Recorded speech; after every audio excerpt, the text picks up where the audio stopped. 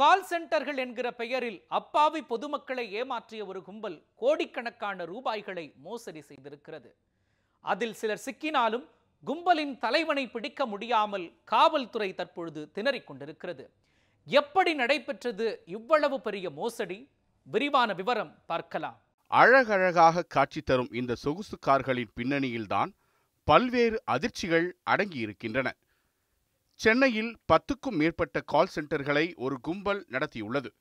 இங்கே பணிபுரிவதற்காக 70 பெண்கள் உட்பட 125 ஊழியர்களும் நியமிக்கப்பட்டுள்ளனர்.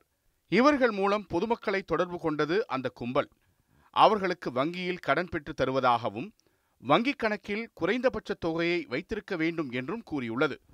இதையடுத்து பொதுமக்களுடைய வங்கிக் கணக்கின் ரகசிய எண்ணை பெற்று வங்கியில் இருந்த பணத்தை தங்கள் கணக்கிற்கு மாற்றி மோசடி செய்துள்ளனர்.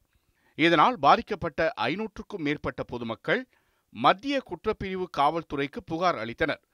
இதையடுத்து போலீசாரும் வழக்கு பதிவு செய்து விசாரணையை தொடங்கினர். பொதுமக்கள் கொடுத்த தொலைபேசி எண்கள் மூலம் விசாரணை நடத்தினர் போலீசார்.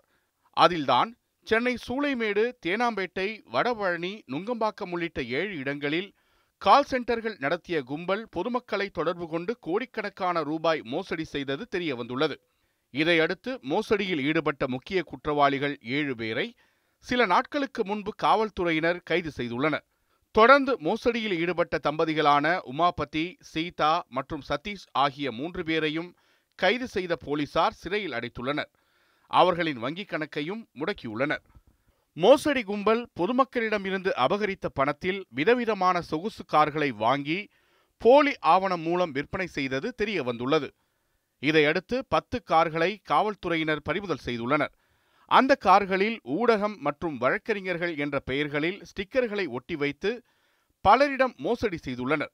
ஆனால் இந்த மோசடி கும்பலின் தலைவன் சிக்காத நிலையில் அவரை காவல்துறையினர் தீவிரமாக தேடி வருகின்றனர். கும்பலின் தலைவன் ஏமாற்றிய பணத்தை வைத்து கேசினோ போன்ற சூதாட்டத்தில் ஈடுபட்டதும் சொகுசு வாழ்க்கை வாழ்ந்ததும் தெரிய வந்துள்ளது.